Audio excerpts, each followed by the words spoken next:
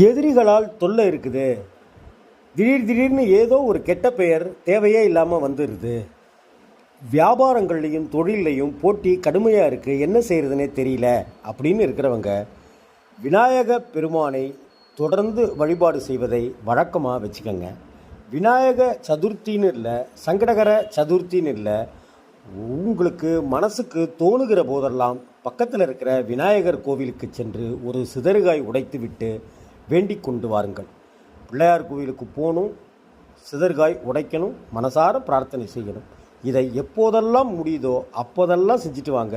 தொழிலில் இருக்கிற போட்டி காணாமல் போகும், வியாபாரம் விருத்தி அடையும், உங்களுக்கு தேவையே இல்லாத அவப்பெயரெல்லாம் நீங்கிவிடும், எதிரிகள் தொல்லை கிடுகிடுத்து போவார்கள் என்பதில் எந்த மாற்றமும் இல்லை. எதிரிகள் பலமிழப்பார்கள், உங்களுடைய பலம் கூடும், கூடச் செய்வார் விநாயகப் பெருமான். ஆணை முகத்தானை.